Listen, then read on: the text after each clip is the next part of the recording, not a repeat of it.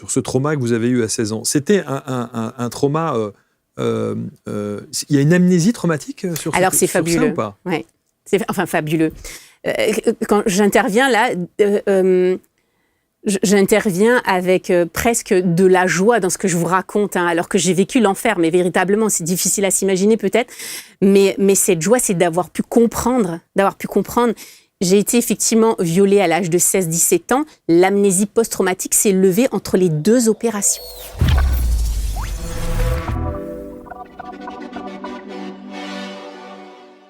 Vous sentez au plus profond de vous qu'il est temps de changer, de devenir enfin la meilleure version de vous-même ? Dans cette masterclass exceptionnelle, Luc Baudin, expert reconnu en développement personnel et ancien médecin, vous révèle comment accomplir votre légende personnelle. Découvrez les secrets de la force de la pensée, les clés pour élever votre niveau vibratoire et des techniques éprouvées pour transformer votre vie. Pour assister à la masterclass, cliquez sur le lien en haut à droite de l'écran ou en description de cette vidéo. Chers amis, bienvenue, merci d'être avec nous. Nouvelle rencontre avec mon invité au cœur de la résilience. On aurait peut-être pu d'ailleurs choisir ce titre-là, chef de projet en innovation santé, experte paramédicale en pathologie du bassin. Alors vous allez me dire, qu'est-ce que c'est que cette histoire ? D'abord, une histoire, vous allez l'entendre, son parcours de vie et effectivement cette résilience dont elle a dû faire preuve pour être celle qu'elle est aujourd'hui et ce virage que la vie lui a parfois imposé pour devenir une experte justement dans ses projets en innovation santé. Rebecca Barth est installée sur les canapés. Bonjour Rebecca. Bonjour. Vous êtes bien ? Oui, très bien. Bon, parfait. Merci d'être là. On va parler de votre parcours. Comment, aujourd'hui, on dit souvent que quand on regarde un petit peu dans le rétroviseur pour voir notre parcours de vie, est-ce que de temps en temps, vous vous posez pour regarder justement ce parcours et qu'est-ce que vous vous dites sur ce parcours ? Alors, depuis peu, j'arrive en fait à regarder dans le rétroviseur et vraiment à pouvoir y trouver toute une logique. Du sens ? Oui, à donner du sens, effectivement, mais surtout une logique de parcours. Parce que j'ai démarré un parcours qui était très référencé conditionnements sociétaux, conditionnements familiaux, conditionnements éducatifs. Dans la banque ? Effectivement.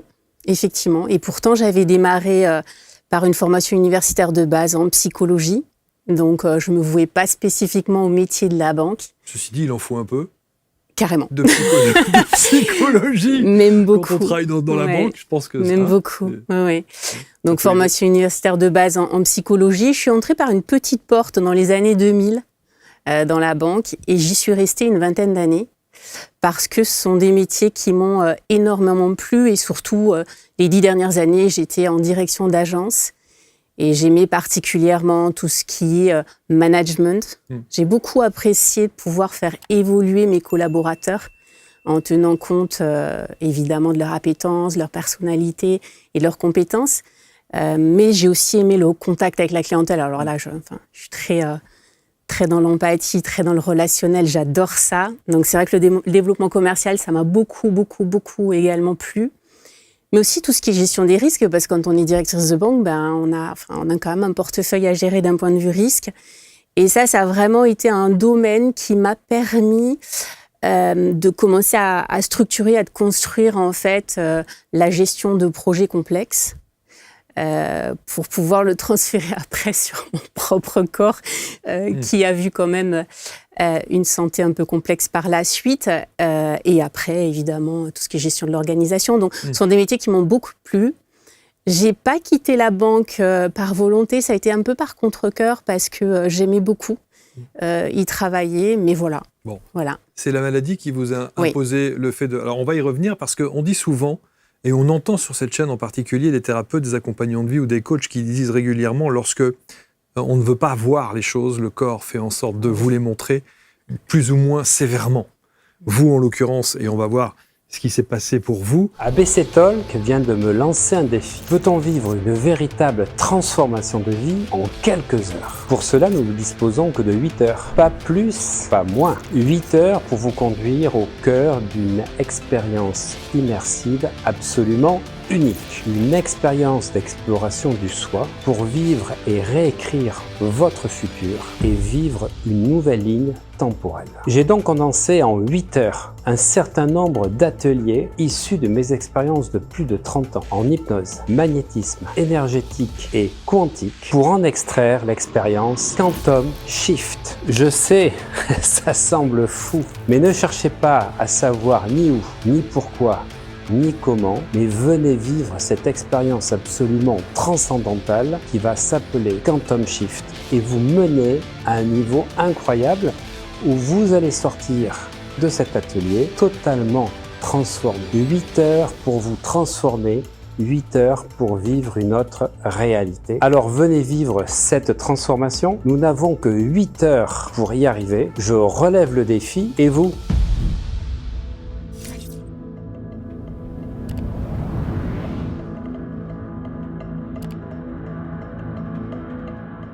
Mais aujourd'hui, quand vous regardez justement dans ce rétroviseur, que vous replongez un peu dans votre parcours, vous comprenez ça, que le corps à un moment donné vous dit vous n'êtes plus aligné et pourtant vous semblez hyper heureuse, épanouie et profondément, professionnellement épanouie. Complètement. J'en ai des frissons et quand j'en ai des frissons, c'est que c'est vraiment synchronicité. Je l'ai poussé jusqu'au bout du bout. Vous êtes allé trop loin ? J'ai voulu, alors je pense pas que j'ai voulu aller trop loin, j'ai voulu absolument et impérativement faire taire le symptôme. C'est-à-dire que pour moi, c'était pas envisageable, et puis ça va avec ce leadership stratégique, avec cette rigueur, cette méthode qui est imposée dans la banque, avec cette stratégie, avec ce toujours performer. Et de votre éducation, sans doute. Complètement. Ouais, j'ai une éducation surtout paternelle. Ouais, qui a cette image-là. Donc, quand un symptôme arrivait, oulala, faut vite le faire taire, on va prendre un médicament. On fait appel à la médecine conventionnelle parce que de toute façon, à l'époque, là, on est dans les années 2018, c'était pas envisageable de penser à autre chose que la médecine conventionnelle. Donc, il fallait absolument faire taire le symptôme pour continuer de performer, mais aussi bien dans ma vie professionnelle que dans ma vie personnelle, parce que c'est vrai que j'élève seule ma fille depuis sa naissance, c'est pas anodin, ça demande aussi beaucoup de ressources, et donc, fallait faire taire ce symptôme. C'est qu'après que j'ai compris, en fait. C'était quoi le symptôme ? Les premiers symptômes ? Si vous voulez, l'errance médicale a démarré par une symptomatologie donc au niveau du bassin, principalement sacrum côté gauche, tout côté gauche, donc il y a une symbolique aussi, flanc, bas-ventre, flanc gauche, et ça tirait jusqu'au niveau vésical, toute cette partie gauche qui était très tiraillée. Ça a démarré véritablement fin 2019, début 2020. Là-dessus, j'ai fait un des premiers Covid. Donc, je vous avoue que ça a été très difficile à comprendre ce qui se passait dans mon corps. Cette symptomatologie a été compliquée à vivre parce que des douleurs inconnues. Douleurs neuropathiques, douleurs myofasciales, donc des douleurs totalement inconnues. C'était pas comme ouf, tu te cognes, tu te tapes, tu as une douleur connue, tu vas pouvoir prendre un antalgique et on n'en parle plus. Il n'y a pas de choc ? Non. Il n'y a pas de trauma ? Alors, des traumas, après, on a fait une association, je les mentionne dans mon livre, dans mon premier livre, dans l'enfer d'un post-opératoire, parce que je suis allée à la recherche de sens et à la recherche de compréhension, mais il n'y avait pas de choc concret, spécifique. À ce moment-là, il y avait des chocs et des traumas symboliques, oui, complètement, qui venaient parler. Et c'est à ce moment-là que c'est la première fois finalement que j'ai véritablement connu la faillite de mon propre système. Et là, comment tu fais quand tu ne peux plus travailler ? Alors à ce moment-là, j'avais aucune problématique à l'assise, j'avais aucune problématique de ce que je connais depuis l'opération que j'ai vécue. On y reviendra après, bien sûr. Mais je pouvais complètement continuer à travailler, mais avec une symptomatologie sourde, quotidienne. La symbolique du en bas à gauche ou devant à gauche. Alors, vous avez plusieurs écoles. Ben oui. Mais la majorité tendrait pour le féminin. Ok. Donc rapport au féminin, rapport à la mère, à votre mère, à la lignée, à la lignée maternelle. Chose que je travaille encore là vraiment activement aussi dans le transgénérationnel. On en parlera peut-être après. Donc, lignée maternelle. Et après, ça s'est avéré véritablement ce sur quoi mon inconscient voulait que je travaille, clairement. Les choses s'aggravent ? Alors, les choses, non. Bien au contraire, et c'est ça qui est surprenant. C'est-à-dire qu'on a commencé à me proposer... Alors, déjà, il y a eu plein de diagnostics différents. Une véritable errance. Et contradictoire, j'imagine ? Oui. Ouais. Complètement. Si vous voulez, une étiologie du bassin, aujourd'hui, l'étiologie d'une même symptomatologie peut être d'une dizaine, enfin, il peut y avoir une dizaine d'étiologies différentes pour la même symptomatologie. Donc, comme dirait ma fille, c'est une dinguerie. C'est-à-dire que ça peut être aussi bien organique, ça peut être urinaire, gynécologique, ça peut être musculaire, ça peut être nerveux, ça peut être veineux. Donc, c'est très difficile. Et c'est la zone qui, aujourd'hui, alors, je suis pas médecin, attention, mais qui pour moi est une des zones du corps la plus complexe. Et encore plus pour la femme. Pour la femme, bien sûr. Pour la femme, puisque viennent aussi s'engrammer dans cette zone-là toutes les cellules du transgénérationnel et toutes les mémoires du transgénérationnel du féminin. Vous aviez déjà conscience de ça à l'époque ou pas ? Alors, la lignée, le transgénérationnel, toutes ces choses-là ? Oui, parce que si vous voulez, je savais qu'un jour je quitterais la banque pour revenir à mes premiers amours. Je le savais. C'était prévu pour la cinquantaine. Mais comme dans ma vie, jamais c'est vraiment réalisé comme je l'avais prévu. Si vous voulez, ça a été un peu anticipé. Donc, j'avais prévu, en fait, je voulais exercer... j'ai essayé de découvrir toutes les méthodes thérapeutiques possibles en psychothérapie, en psychanalyse. Et donc, j'avais déjà préparé quand même pas mal le travail. J'ai effectué environ 500 heures d'analyse didactique en amont, parce que je savais qu'un jour, je voudrais exercer en analytique et que c'est une obligation pour pouvoir exercer. En tout cas, revenir à vos premiers amours, quand même. C'est ce que vous vouliez faire aussi, au départ. Oui, tout à fait. Ouais. Tout à fait. Et donc, j'avais conscience déjà, en fait, que chaque maladie avait sa symbolique, que le maladie, enfin tout ça, on le connaît aujourd'hui, c'est des choses qui sont de plus en plus entendues et comprises. Mais le conditionnement me rattrapait toujours. Et puis c'est vrai que j'étais bien là où j'étais. Enfin, et puis j'ai aussi un thème astral qui est très ascendant Capricorne, donc c'était. Vous êtes quel signe ? Je suis Sagittaire ascendant Capricorne, mais j'ai l'impression d'être plus Capricorne que Sagittaire. Okay. Donc si vous voulez, alors faut savoir qu'à 16-17 ans, je lisais les annales akashiques. Je faisais déjà des thèmes astro. Je tirais les cartes et je faisais un peu de pendule. Donc, si vous voulez, j'ai complètement dévié. Oui, voilà. Incroyable. Oui. C'est-à-dire que errance thérapeutique, certes, mais errance professionnelle. C'est-à-dire que même si vous aimez ce que vous faites, vous n'êtes clairement pas à votre place. C'est ce qu'on m'a toujours dit. Vous êtes destiné à autre chose. C'est ce qu'on m'a toujours dit. Et c'est sans doute pour ça que vous étiez extrêmement performante professionnellement, parce que l'aspect accompagnement psychologique, empathique que vous pouvez avoir avec les clients de la banque, ça devait matcher à chaque fois. Oui, et puis j'ai ce côté en plus très créative, très innovante. Vous n'êtes pas qu'un tableau Excel, c'est ça que je veux dire. Et donc en fait, oui, les agences dans lesquelles j'ai travaillé en l'espace d'une année, sans prétention aucune, performaient très rapidement, mais parce que justement, j'alliais en fait cette méthodo, cette rigueur, avec ce côté effectivement très humain et donc oui, ça matchait vraiment bien. Et c'est pour ça aussi que c'était très trompeur, parce que si vous voulez, ça me donnait, ça me confortait dans ce sentiment d'être à ma place. Et pourtant, je l'étais pas. En fait, si vous voulez, mon corps était à sa place, psychologiquement, ça allait plutôt bien, mais mon âme, jamais. Bien sûr. Jamais. Et vous ne l'avez pas écouté. Absolument pas. Ouais. Donc il y a ces douleurs qui arrivent, ce démarrage de ce chemin d'errance thérapeutique. Oui. C'est-à-dire que là, vous êtes sur du diagnostic contradictoire en permanence. On vous dit un truc et son contraire. Exactement. Et plusieurs propositions de thérapeutique. Heureusement que je n'ai pas tout réalisé. Sinon, je pense que j'avais plus d'ovaires, plus de vessie. Enfin, bon, j'exagère, mais j'exagère pas tant que ça, parce que quand on va parler plus tard de ce qui s'est passé, il y a quand même eu un chemin de croix, un véritable chemin de croix.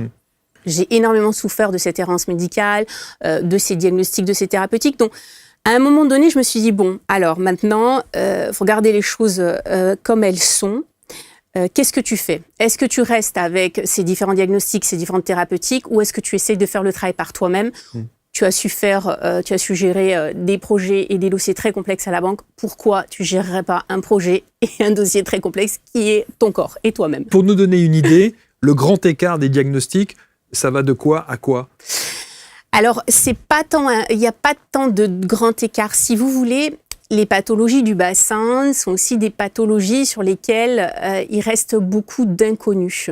La difficulté, c'est que comme c'est vraiment une zone, c'est pas comme le genou, c'est vraiment une zone où vous avez une intersection des muscles, des nerfs, des vaisseaux sanguins, voyez, des fascias, des organes.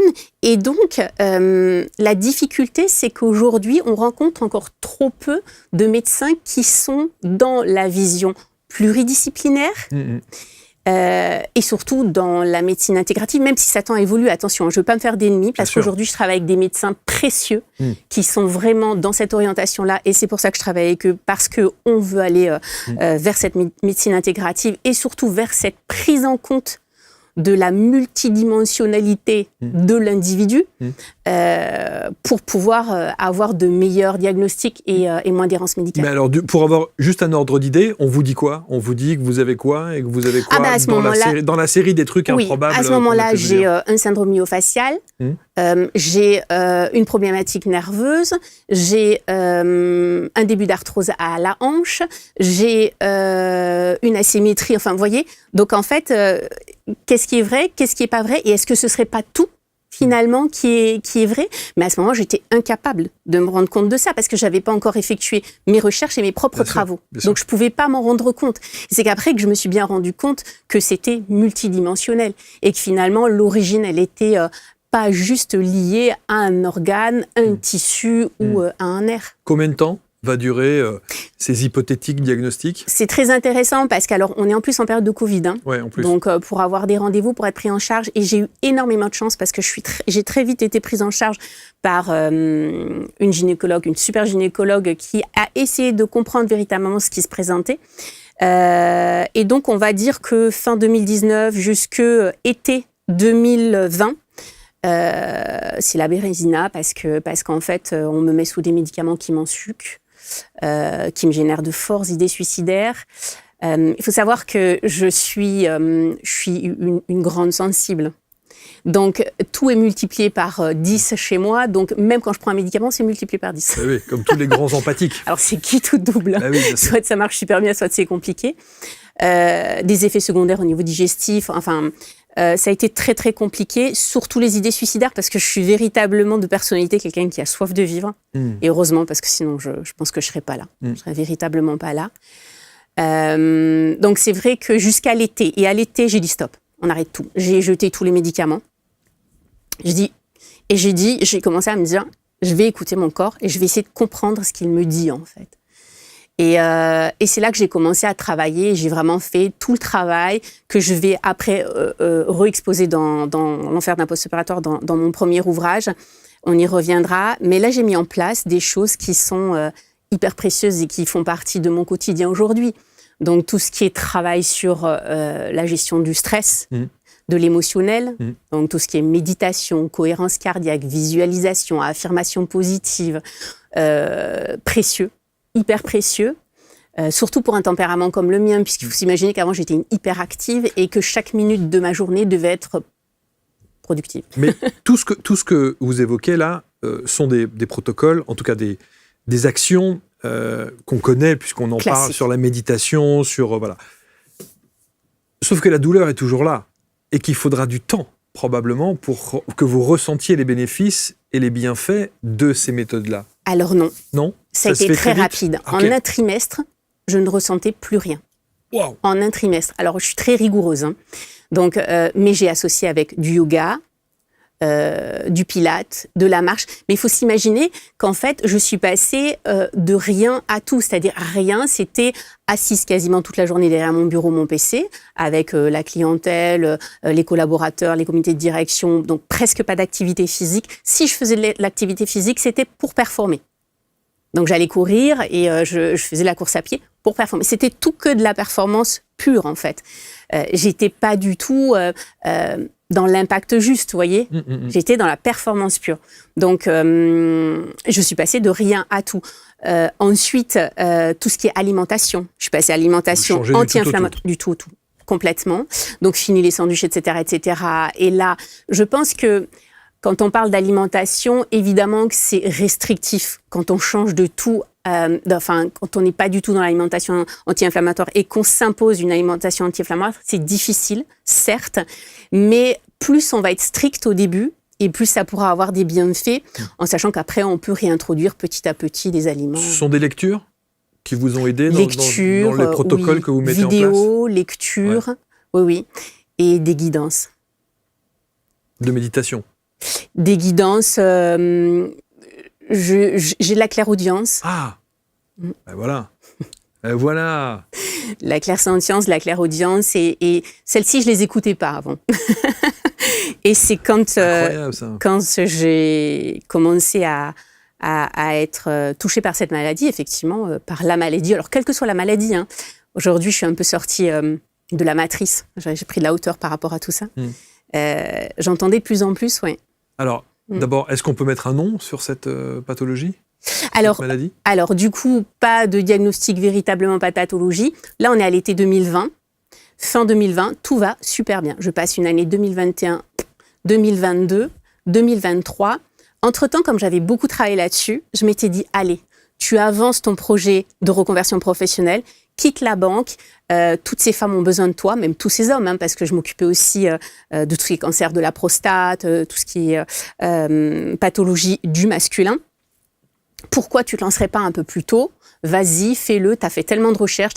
Donc j'ai dit, oui, ok, mais je n'ai pas la formation de base. Donc j'ai complémenté avec 2 certifications, une première certification en thérapie analytique, justement, et une autre en sexologie clinique, pour vraiment avoir cette expertise en paramédical, attention, pas en médical, mais en paramédical, donc en prise en charge thérapeutique de tout ce qui est pathologie du bassin. Donc pour la femme, on va parler d'endométriose, d'adénomiose, de syndrome de congestion pelvienne, de névralgie, de syndrome myofasciaux, de cancer de l'ovaire, de cancer de l'utérus, pour l'homme plus de cancer de la prostate, mais d'hypertrophie bénigne de la prostate, de varicocèle, enfin voilà. Donc je me dis, allez, on avance l'échéance, je suis prête, j'avais bien bossé, bien œuvré, je pense, pour la banque, c'était le moment. Je passe ces 2 certifications, j'ouvre mon cabinet à l'été 2023, ça se passe super bien, ça démarre super bien, parce qu'il y a un véritable besoin. Je travaille notamment avec... un petit peu avec la clinique Axiom pour donner des conférences, des ateliers pour les patients, les patientes. Je donne également des conférences. J'avais commencé à travailler pour donner des conférences sur des sujets de santé publique, notamment pour des personnes plus âgées. Et fin 2023, les symptômes, mon corps hurle. Mais en plus d'hurler, donc il reproduit toute cette symptomatologie que j'avais eue fin 2019, début 2020. Au même endroit? Oui. Mais en plus, je perds très rapidement 5 kilos et je fais des chutes de tension régulières. Là, je commence à m'inquiéter. Je me dis, tiens, il y a un truc. Donc là, c'est assez compliqué parce que vous venez de quitter un métier très sécure, une évolution professionnelle qui était quand même très plaisante. Vous vous êtes installé en cabinet, vous commencez à travailler avec la patientèle, ça se passe super bien. Dans les conférences, ça se passe super bien. Voilà, qu'est-ce qui se passe? Et vous continuez à mettre en action tous les protocoles qui vous ont tant fait du bien. Plus que jamais. Donc là, si vous voulez, on était vraiment dans la prise en charge corporelle. Parce qu'après, vous verrez tout le cheminement. C'est pour ça, pour revenir à votre première question, oui, maintenant, je suis capable de regarder dans le rétro. Mais quand j'étais au plus dur, évidemment que je ne pouvais pas regarder dans le rétro. Bien sûr. Et donc, en fait, vous me disiez, fin 2023. Et là, je me dis, tiens, il y a un truc que tu n'as pas exploré. Donc, dans toutes les pathologies, je restais quand même encore, vous savez, à contrario de la médecine traditionnelle chinoise, à vouloir un diagnostic. Je restais vraiment sur nos conditionnements de médecine conventionnelle, bien si sûr. vous voulez. Donc, syndrome de congestion pelvienne. Je me dis, tiens, est-ce que tu n'aurais pas une étiologie veineuse? Donc, une problématique de veine, avec des veines dilatées, un peu comme quand vous avez des varices sur les jambes, mais à l'intérieur de votre corps et notamment dans le bassin. me dis, tiens, je regarde, effectivement, et j'avais eu 2-3 patientes entre-temps qui m'en parlaient. Je dis, ouais, ça me semble bien être ça. Je vais pour voir un radiologue interventionnel.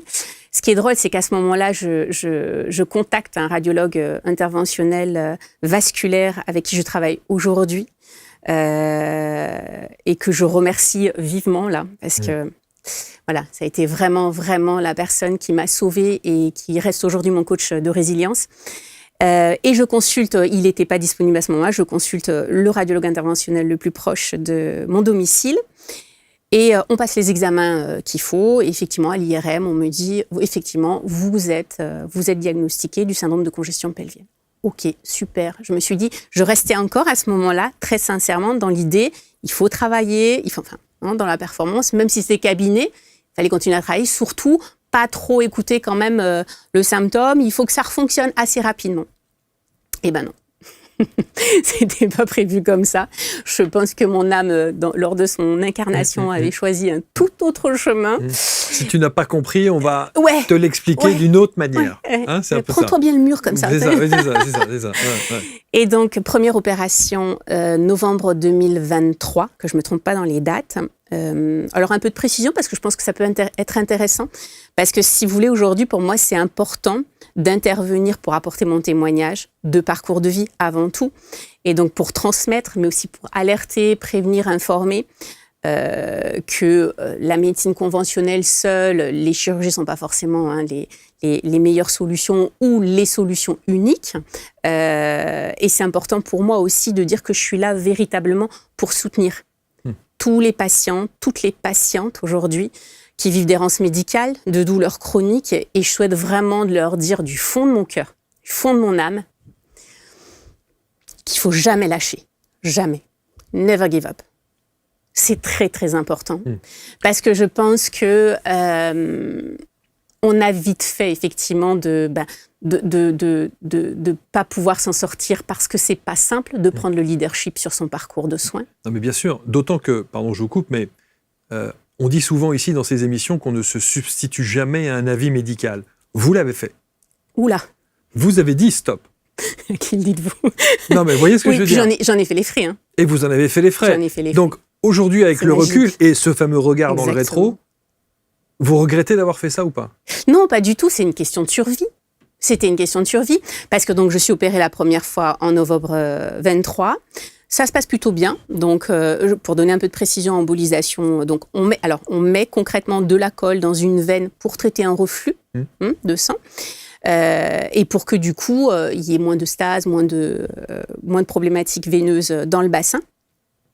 Première opération qui se passe bien et qui donne effectivement des résultats concrets.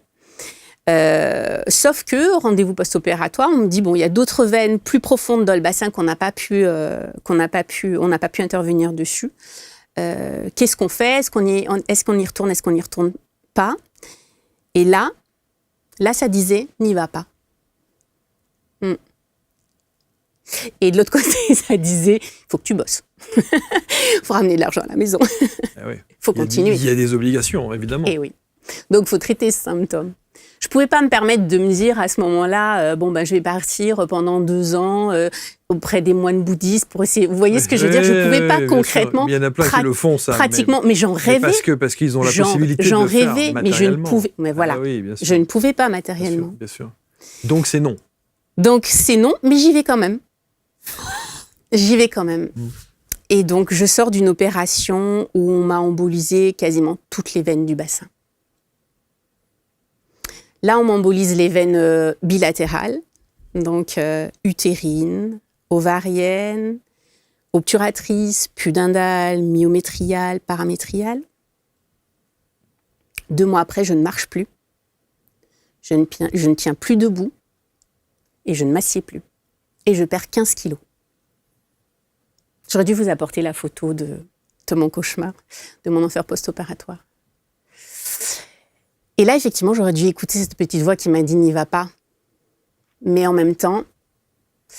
Mais vous faites confiance aussi à la médecine. Vous faites confiance à ceux qui complètement. Et puis, ça restait pour moi quand même intervenir au niveau du corps. Et la médecine conventionnelle restait pour moi quand même à ce moment-là encore vérité absolue, même si j'étais passée dans une approche thérapeutique, paramédicale de ces pathologies-là. Pour moi, c'était complémentaire. Mais la médecine, justement, les médecins, les chirurgiens, les anesthésistes et autres, personne ne vous prévient et vous dit, alors voilà, on va faire ça, mais il peut se passer ça ou ça ou ça. Vous n'avez pas d'informations à ce niveau-là. Personne ne vous donne de... Non, je suis entrée pour traiter des veines, notamment on m'avait parlé de 2 veines, effectivement, qui devaient encore être traitées. Et je suis sortie avec 6 ou 8 veines de plus traitées. C'est très compliqué. C'est très compliqué parce qu'on vous explique qu'une fois que vous êtes sur la table d'opération, c'est quand vous allez dans le système veineux que vous allez voir qu'est-ce qui peut dilater, qu'est-ce qui est anastomosé. Enfin, c'est relativement compliqué. Donc, j'ai longtemps cherché à comprendre problématiques de protocole, problématiques d'actes, malchance, pourquoi moi, tout ça. Mais évidemment, dans les nuits les plus noires, je n'avais plus que les 2 bras qui bougeaient sans être douloureuse. Wow. Debout, c'était un cauchemar. J'avais développé des paresthésies vraiment de la tête jusqu'à la pointe des pieds. Encore aujourd'hui, je ne peux pas marcher pieds nus par terre sans que tout vibre dans mon corps de douleur. Alors attention, on recadre bien, la douleur reste quelque chose de très subjectif. Et c'est très compliqué. Même en médecine aujourd'hui, la douleur de manière totale, on ne la comprend pas. On ne la comprend pas puisqu'il y a évidemment une donne qui est loin d'être anodine, qui est au niveau cérébral, mais elle dépend également de votre environnement, de ce que vous avez vécu justement, des traumas, des blessures, etc. Donc la douleur reste quelque chose de subjectif. Mais j'étais dans des douleurs innommables, atroces. Mais on pourrait s'imaginer que le fait que vous veniez de témoigner ici, et on va voir l'accompagnement que vous préconisez aujourd'hui, mais c'est que les choses sont réglées. Mais non. Absolument pas. Absolument pas. Pour moi, entre ce moment où je n'étais pas douloureuse qu'en étant couchée sur le côté droit, j'ai écrit mon premier livre, si vous voulez, L'enfer d'un post-opératoire. Je l'ai écrit couchée, allongée comme ça, sur le côté, avec les 2 bras qui bougeaient, l'ordinateur comme ça. Et j'ai dit à ma fille, Romane, je pense que maman va y passer. Ce livre doit être publié. Je veux que tu alertes, que tu informes, véritablement. Ça vient vraiment de mes tripes, quoi. C'est viscéral. Donc, c'est vraiment loin d'être un best-seller, mais je voulais absolument publier quelque chose pour alerter, informer et prévenir. Qu'en fait, l'idée de ce parcours, c'était vraiment de dire attention, c'est pas forcément la bonne solution. Aujourd'hui, je suis pas là pour... C'est pas la bonne solution, pardon. L'opération ? Oui, alors Aujourd'hui, je suis surtout pas là pour dire alors toutes les femmes qui peuvent être atteintes, même les hommes, parce que ça existe aussi, les varicocèles, de syndrome de congestion pelvienne, je ne leur dis pas de ne pas aller se faire emboliser, surtout pas. Dans 80 à 90% des cas, ça se passe très bien et la symptomatologie en fait se calme. Mais c'est justement en fait cet échec d'intervention sur ma structure qui m'a permis d'arriver là où je suis et qui m'a obligée à innover et à aller plus loin. Oui, mais le problème maintenant, c'est qu'une fois que vous avez dit ça, si des personnes se reconnaissent dans les pathologies et ce que vous décrivez, comment faire le bon choix entre j'y vais pas ? Chez vous, il fallait pas y aller.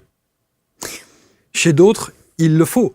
Alors, qu'est-ce que vous préconisez dans ces cas-là ? C'est tout le travail que je suis en train de mener, en fait.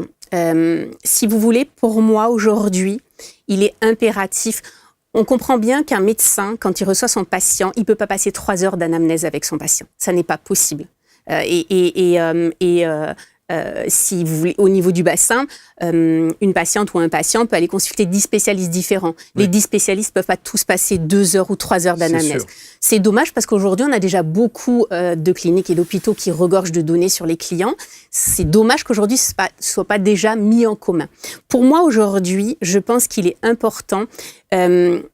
L'image, c'est celle-ci. Demain, tu as Dupont-Durand. Tous les 2 se cassent le genou. Il y en a un qui va se faire opérer. 15 jours après, il galope. Durand, à côté, 6 mois après, il est encore là à dire « Oh, j'ai mal au genou, qu'est-ce qui se passe ?» etc. Je pense qu'aujourd'hui, dans l'errance médicale, dans les douleurs chroniques, je pense qu'il est indispensable de prendre en considération le côté multidimensionnel du patient et d'aller justement voir chez le patient, ok, douleur chronique, c'est que ça bloque quelque part, c'est que c'est pas que de la médecine conventionnelle, c'est pas qu'un acte chirurgical Alors, il y a du pur. boulot, hein.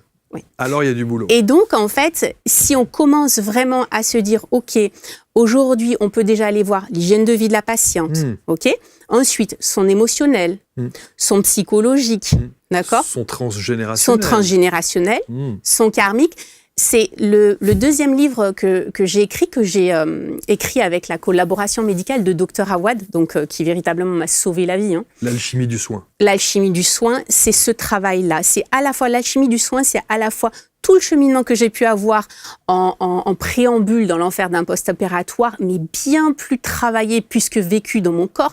Si vous voulez transmettre un vécu ou un savoir à autrui, je pense qu'il n'y a pas mieux que quand vous l'avez vécu dans votre chair, dans vos tripes, parce que sinon vous faites quoi ? Vous faites que relayer une théorie qui fait que suffoquer des conditionnements. Prends une théorie dans un bouquin, tu relayes, ok. Tu transmets pas de la même manière. L'alchimie du soin, c'est mes tripes sur le papier. C'est-à-dire que je reprends dans l'alchimie du soin, dans la première partie, j'aide tous ces patients qui sont en errance médicale à comprendre quelles peuvent être ces pathologies pelvipérinales. Parce qu'on en est là, hein. Aujourd'hui, vous avez beaucoup de gynécologues qui ne savent toujours pas ce que c'est un syndrome de congestion pelvienne. Vous voyez, toutes les spécialités, chacun y va de son organe et c'est normal. Aujourd'hui, je suis pas là pour critiquer ça. Bien sûr, ce sont des techniciens. Bien sûr. Donc, déjà, de permettre aux patients de dire, voilà, ton étiologie, elle peut être celle-ci, celle-ci, celle-ci, celle-ci, pour la même symptomatologie. Ça, je le pose. Ensuite, je propose, en fait, au lecteur une lecture, justement, par la médecine traditionnelle chinoise, qui, elle, ne va pas par les diagnostics. Elle aborde par le déséquilibre, les méridiens. Donc, je propose une lecture en ce sens-là. Je propose une autre lecture en décodage biologique. J'ai pu travailler avec une ancienne rhumato qui fait du décodage biologique aujourd'hui, qui m'a énormément apporté sur justement la symbolique et le décodage biologique de cette partie du corps. J'emmène le lecteur en deuxième partie sur toutes les médecines alternatives que j'ai pu découvrir qui sont fabuleuses et fascinantes. Donc, je vous parle évidemment de la kiné, de l'ostéo, des choses très, très basiques, mais je vous parle aussi de la sonothérapie, la musicothérapie, évidemment la fasciathérapie, parce que si on oublie bien, effectivement, je pense qu'aujourd'hui, c'est très, très important, et je pense que c'est ce qui a décompensé le plus suite à cette opération, sont mes fascias. Si vous voulez, aujourd'hui, ce que j'ai, parce que oui, c'est loin d'être fini, hein, aujourd'hui, j'ai encore tout le temps cette sensation au quotidien d'avoir un corps XL dans un gant XS. Vous voyez ? Donc, ouais, c'est ça. Et c'est très, très perturbant parce que ça limite, ça génère beaucoup de restrictions physiques. Et je pense que c'est ce fascia principalement qui s'est endurci suite à l'opération. Donc, j'emmène le lecteur en deuxième partie sur ces médecines alternatives, puis je les emmène, s'ils ont envie d'embarquer avec moi, sur le travail de l'âme. Je me faisais deux réflexions en vous écoutant. La première, je me disais que la médecine de demain, si elle arrive à prendre en considération tout, champion du monde. On peut le faire. On peut le faire. Je vous assure, on peut le faire. Et je pense que les nouvelles générations de médecins, on envoie des médecins dans les colloques, les conférences à droite à gauche, sur ces médecines intégratives et autres, etc., etc. Je pense que celui qui a compris ça, moi j'ai vu des cancérologues venir, j'ai vu beaucoup de médecine, de paramédecine, qui vraiment s'intéressent énormément à tout cela, et ils ont évidemment compris à quel point le transgénérationnel et ces dimensions-là sont essentielles dans la guérison. Véritablement. Et puis la deuxième chose, c'est aussi de se dire, et on est en droit de se poser cette question, mais vous allez, j'imagine, l'aborder, avec tout ce que vous avez fait, tout ce que vous avez mis en place, tout ce que vous avez écrit, tous les gens que vous avez rencontrés, tout ce que vous avez vécu dans votre corps, etc., etc., pourquoi vous êtes encore obligé de vous asseoir sur quelque chose qui vous permet d'être plus confortable tel que vous l'êtes dans le studio là? Et oui, bien sûr, mais parce que justement, je suis encore dans la douleur physique.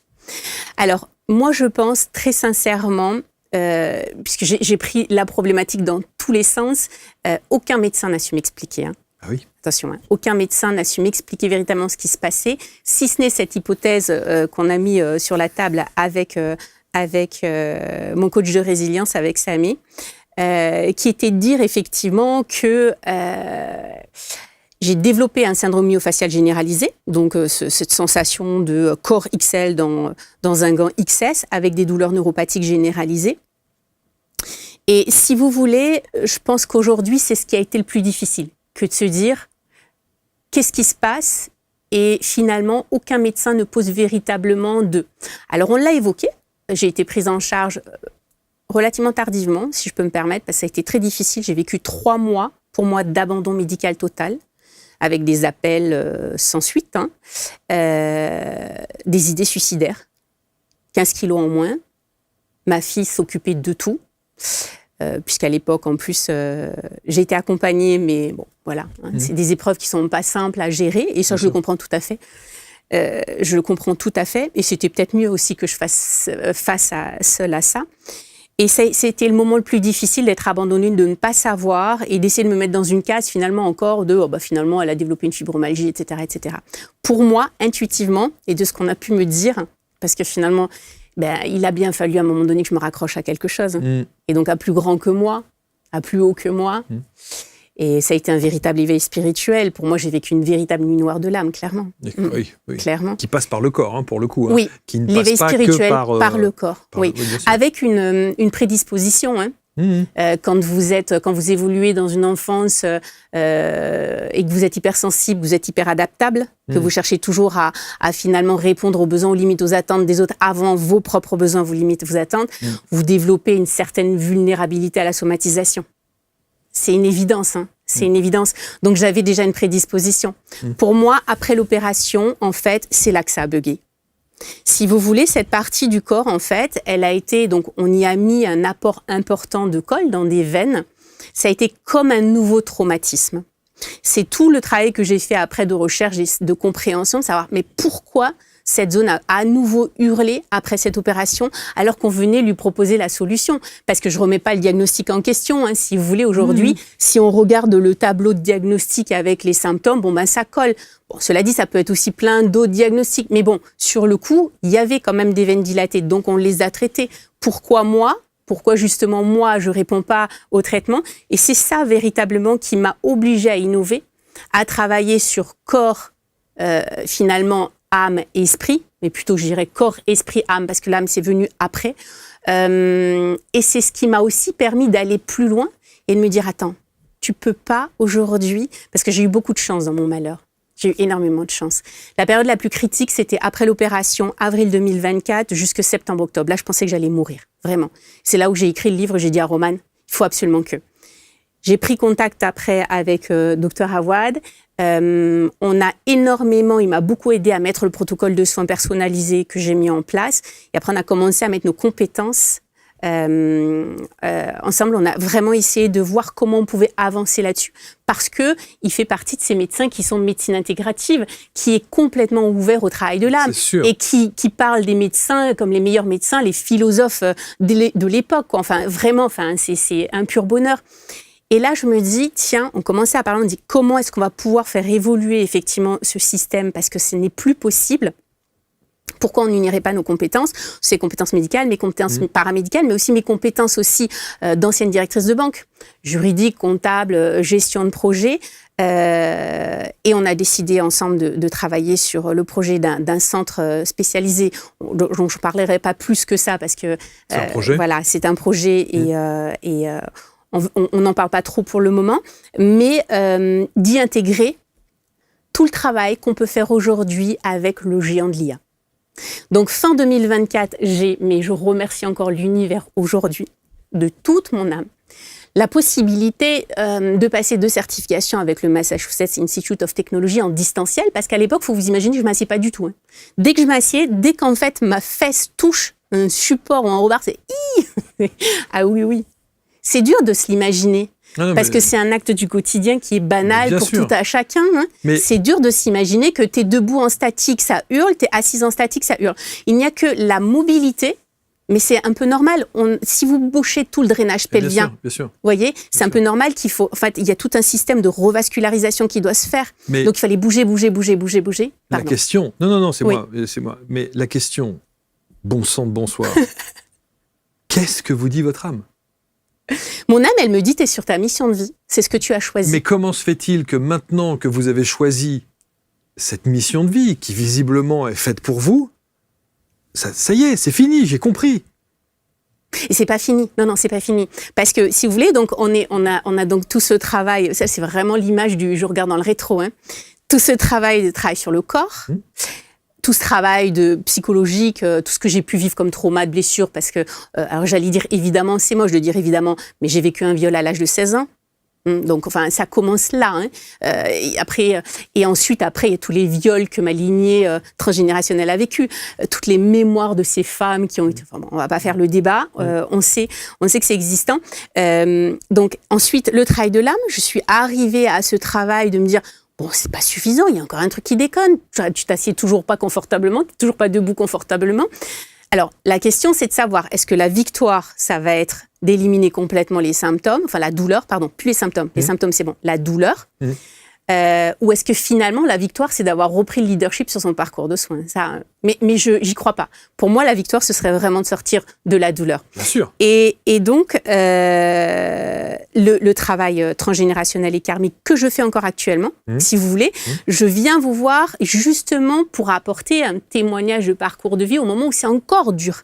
Où c'est encore... parce qu'effectivement, aujourd'hui, quand on me voit, très souvent, on ne s'imagine pas une seule seconde la souffrance que je peux avoir à l'intérieur. Souvent, on me dit « Ah, mais tu n'as même pas les traits tirés. » Enfin, oui, mais tu ne peux pas imaginer le chantier que c'est à l'intérieur de moi.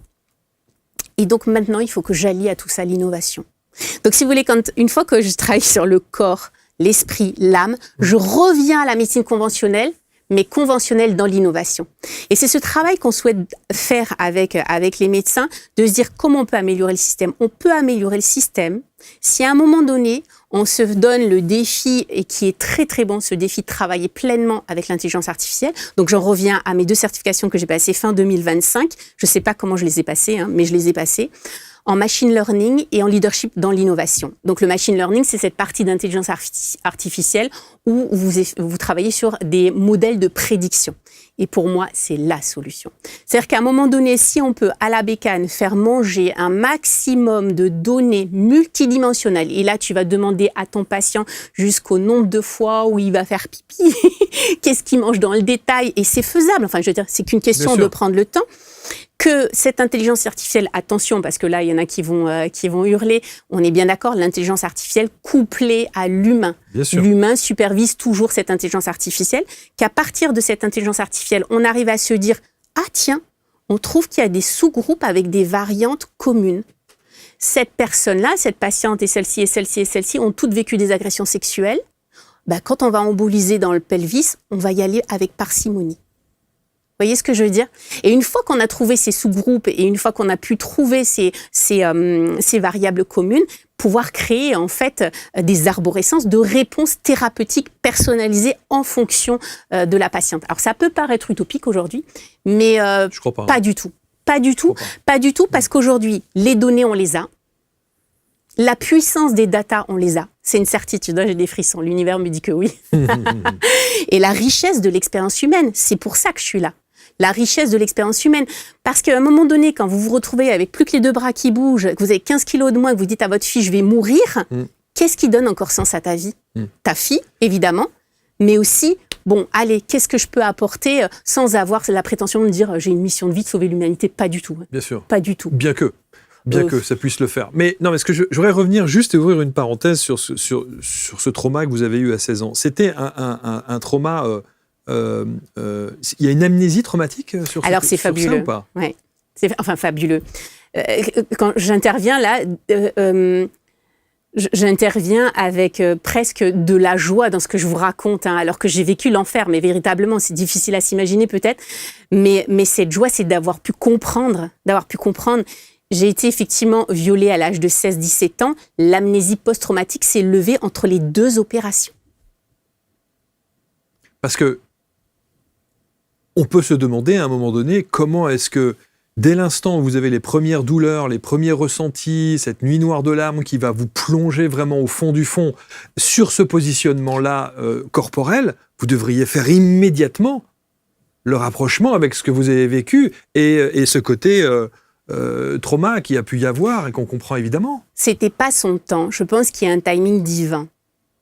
C'était pas son temps. J'avais pas suffisamment travaillé, j'avais pas suffisamment fait de recherche. Et si vous voulez, l'alchimie du soin, je l'ai fini avec des révélations très, très, très percutantes. L'alchimie du soin, je l'ai fini avec une clé de compréhension avec l'astrologie. Alors attention, je ne dis pas que l'astrologie... Vous faites un grand écart incroyable. Mais vous êtes l'incarnation même de ce grand écart entre... Du multidimensionnel. Non, mais de la multitâche. médecine. De la médecine, Oui, évidemment, allopathique, complètement. jusqu'à la médecine holistique. C'est-à-dire que pour moi, incroyable. il n'y a aucune vérité qui soit absolue, mais on doit marier tout le monde. Bien sûr. C'est comme, vous savez, à l'époque, dans les comités de direction à la banque, on me disait, oui, il y a des postes qui sont faits que pour les hommes. Non, non, non, on est fait pour être unis, les hommes, les femmes. Pas le féminin all power, pas le masculin all power. Si on a les deux polarités en nous et qu'on est masculin ou féminin, il faut se rassembler. C'est ça la puissance. Bien sûr. Et donc, dans la médecine, c'est pareil. Et alors, cette clé de compréhension en astrologie, elle est très perturbante. Je ne vais pas rentrer dans les détails, mais si vous voulez, mon thème astral, il est très, très parlant. Ce n'est pas déterministe, ce n'est pas fataliste. Attention, c'est très important à dire, hein. Un thème astral, c'est un radar temporel. Okay ? Et tant que je n'avais pas atteint le printemps 2026, je ne pouvais pas guérir. Alors j'aime à faire le pari, à vous dire, on se revoit dans un an. Je précise juste que là, on est au mois de janvier, on est le 19, hein, je crois que c'est ça, non ? 19 janvier. Me mettez pas la pression. Mais, on est le 20 ? ouais. Le 20 janvier. Vous avez des transits qui Printemps. sont... Oui. Si vous voulez, il y a des transits qui sont très lourds. Vous savez mieux que moi, mais vous avez des transits type Pluton sur l'ascendant. Il y a des maisons, les maisons douces, par exemple, c'est les maisons cachées, les maisons des mauvais diagnostics et tout ça. Je l'ai vécu de plein fouet. De plein fouet. On peut même lire dans le thème astral la nuit noire de l'âme, de camp à camp. Alors, une nouvelle fois, ça n'est pas une vérité absolue. Attention, je ne suis pas en train de dire que tous les patients ou les patientes doivent prendre leur thème astral. Surtout pas. On est d'accord. Hein. C'est pour ça que si vous racontez ça aux médecins qui vous ont accompagné, aux chirurgiens qui vous ont opéré, évidemment, ils vont halluciner ou sourire ou balayer ça en se disant elle saurait faire son truc en rapport avec...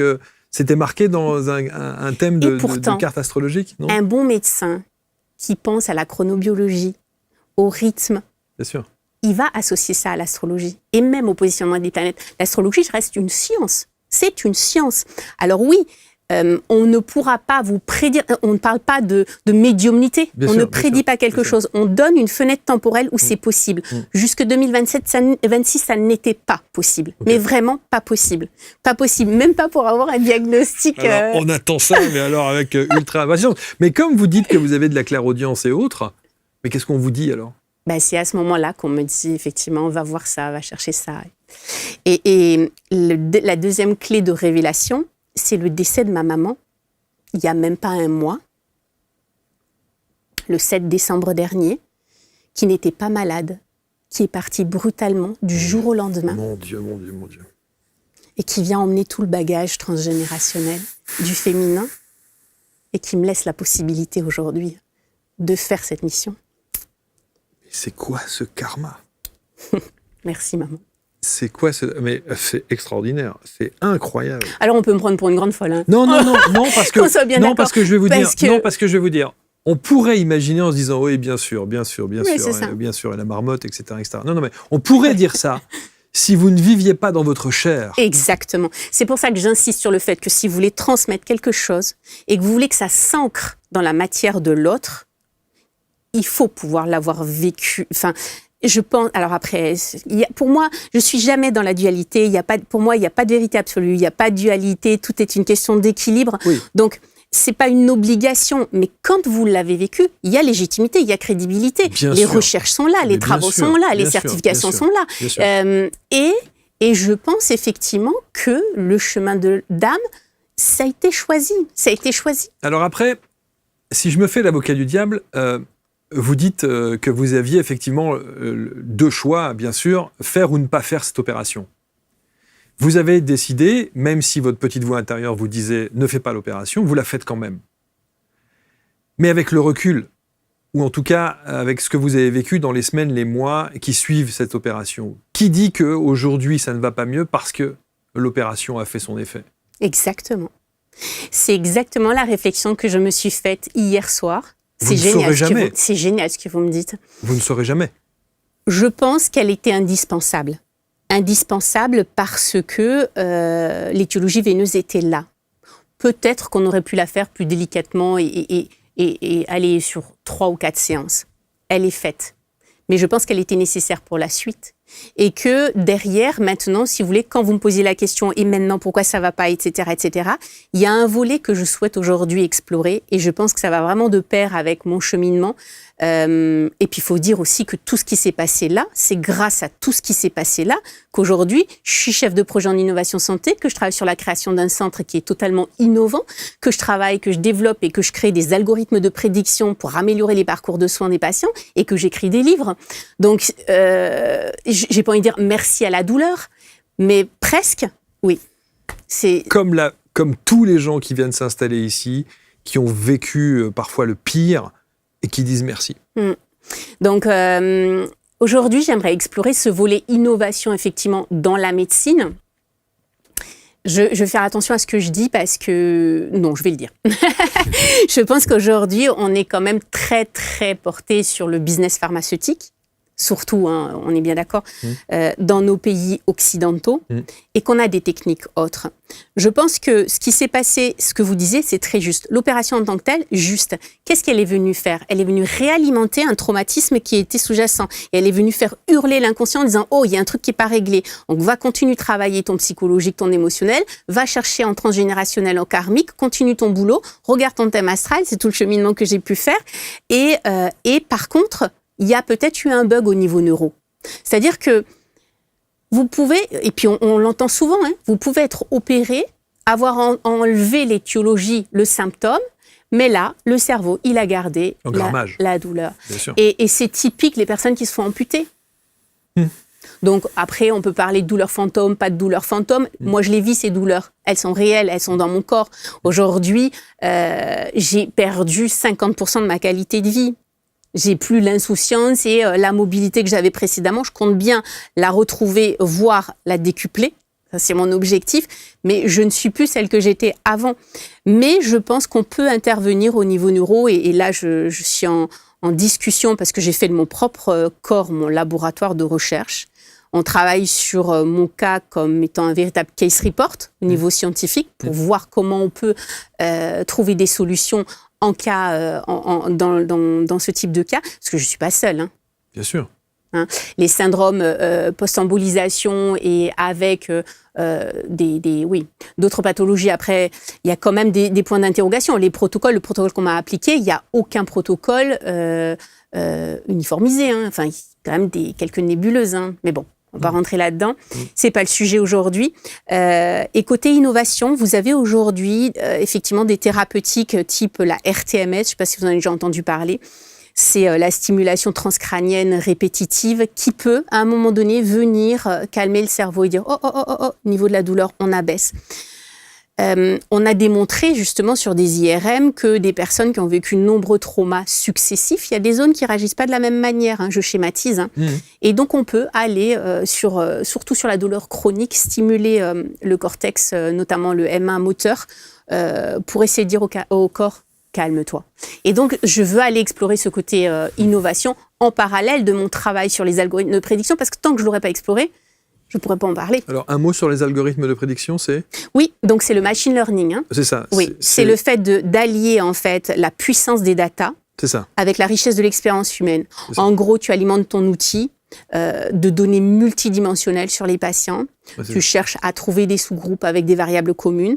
Par exemple, ce groupe-là, ils ont fait une décompensation après l'opération. Pourquoi ? Tu cherches. C'est pas nous qui cherchons. Hein. C'est pour ça que l'IA existe. Hein. Alors attention, on n'est pas là pour parler d'IA générative qui va prédire, qui va prendre une décision à la place du patient. Surtout pas. Hein. Non, on est là pour prévoir. C'est un élément de travail. Exactement.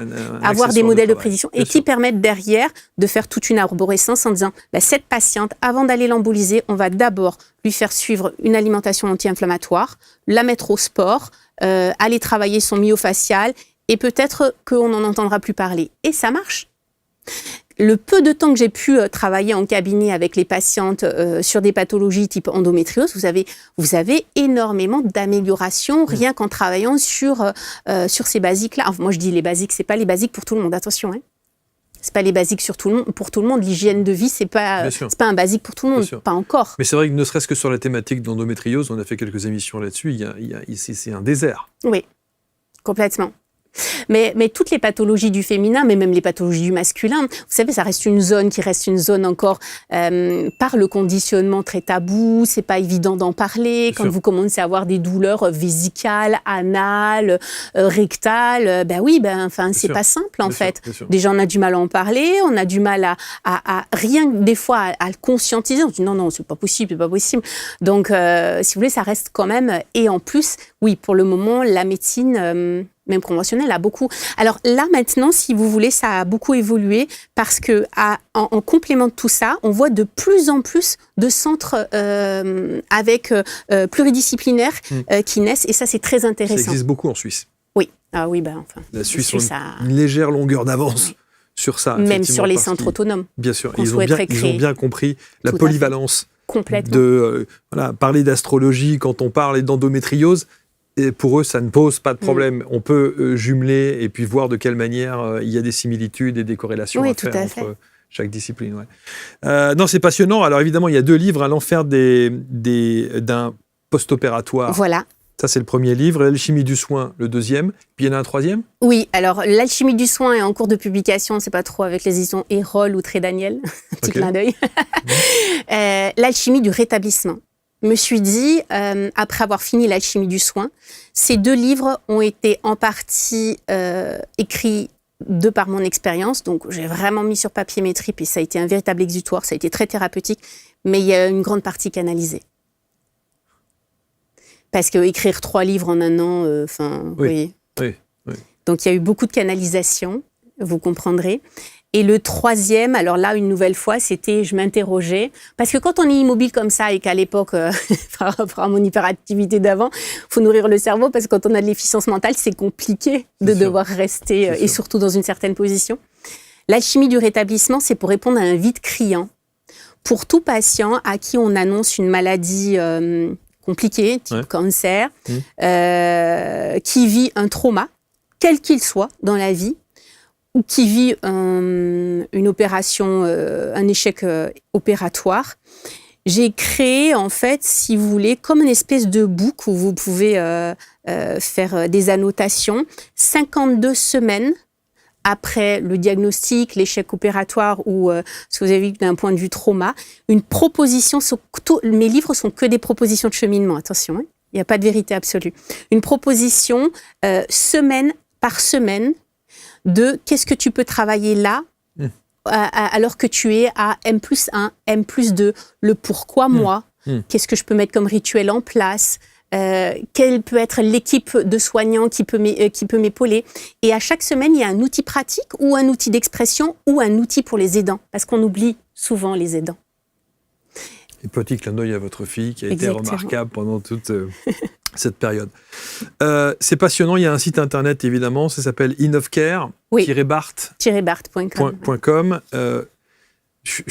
Votre histoire est juste incroyable. Je souhaite évidemment que vous soyez pionnière dans cette réalisation et qu'effectivement on puisse aborder les êtres que nous sommes dans leur globalité et pas nécessairement d'un point de vue purement bistouri, petite gélule ou sixième monde, vous voyez, un petit peu perché. Faisons un bloc commun pour qu'on puisse effectivement avoir une autre approche. Chef de projet en innovation de santé, le titre n'est pas bon pour moi. Ah. Je trouve qu'il doit être plus... Ça, c'est la banque qui parle, c'est-à-dire je veux bien un nouveau titre, par contre, Marc. Je suis vraiment preneuse, vraiment. Et je me suis dit, non. Là, vous êtes lancé. Il faut trouver un autre truc, parce que je trouve que, voilà. Alors là, c'est vraiment dans le cadre de la création du centre autonome. Oui, alors peut-être ça rassure les banquiers. Probablement que d'avoir un chef de projet en innovation santé, vous vous êtes peut-être dit, bon, moi, si je vois arriver un dossier comme ça sur mon bureau de banquière, ok, ça me parle plus, effectivement. L'innovation santé avec les algorithmes, parce qu'en fait, si vous voulez, aujourd'hui, on est vraiment dans la création de centres spécialisés avec dans l'alchimie avec les algorithmes de prédiction, parce que l'un ne va pas sans l'autre. Et c'est comme ça qu'on pourra faire des centres efficients et qualitatifs. Bon, c'est passionnant. Lisez évidemment les ouvrages, on va les mettre autour de cette vidéo pour que vous puissiez avoir les liens et faire en sorte que vous plongiez dans l'univers de Rebecca et en même temps voir de quelle manière les différents protocoles que vous avez mis en place, tout ce qui a marché pour vous. Alors ça ne veut pas dire que c'est encore une fois une vérité absolue, hein, on est d'accord, mais ce sont des éléments de réponse qui peuvent aider ceux et celles qui traversent effectivement Exactement. Toujours bien garder à l'esprit qu'on est tous différents et que ça ne reste que mon parcours, mais de pouvoir proposer des cheminements, c'est très, très, très, très intéressant. Oui. Bon, ça va hein? Oui, ça a été, vraiment. Bon, j'avoue. Vous pouvez conduire, vous pouvez tout, il n'y a pas de problème? Ah ben moi, j'ai encore mon meilleur ami, mon coussin ergonomique qui me permet effectivement d'avoir une qualité de vie, mais ce qui a été quand même, ce qui reste compliqué, j'ai plus la même patate parce que bon, ça a été un sacré choc corporel. Le sport, non, vous pouvez pas en faire? Alors si, mais adapté. Donc maintenant, je reste vraiment sur le yoga, le pilates. Si, je peux. Au contraire, il faut. En fait, dès le départ, c'était en gros, si je peux me permettre, marche ou crève. C'est-à-dire que quand j'ai rencontré Dr Awad, qui a pu poser des mots sur ce qui m'arrivait, il m'a dit, t'as que 2 solutions. Tu restes couché avec une armada de médicaments et il n'y a rien qui se délie. Ok, c'est comme ça jusqu'à la fin de tes jours. Je schématise. Ou alors demain, sport à outrance. Alors, sport à outrance adapté pour revasculariser la zone. Il fallait recréer des collatérales au maximum. Donc non, je marche peut-être même plus que les gens qui ont un quotidien. Voilà. Et si, je fais du sport, j'ai gardé toutes mes routines. C'est une fatigue qui c'est quand même, je pense qu'il faut encaisser tout ce que j'ai vécu. Bien sûr. Mais on verra l'été. Bien sûr. On verra si le thème se... Printemps. Oui. Alors non, Jupiter passe à l'été. Bon, d'accord. Donc été 2026, on se tiendra au courant. Merci infiniment, Rebecca. C'est moi qui vous remercie. C'était passionnant de vous entendre. Les liens autour de la vidéo. Et on va vraiment prendre des nouvelles régulièrement parce que je suis très impatient de voir si effectivement ça serait intéressant de proposer à Johan Roche, qui est notre spécialiste sur l'astrologie vibratoire et qui connaît très très bien tout cela, nous dire aussi avec grand plaisir s'il est d'accord avec ça, s'il est raccord avec tout ça. Merci à tous, prenez soin de vous, c'est le moins qu'on puisse dire. Et puis lisez, informez-vous et suivez les évolutions et les avancées techniques, technologiques, médicales aussi et humaines que propose dans ses projets Rebecca Barth. On se retrouve très vite pour une prochaine rencontre. À très bientôt. Merci à tous.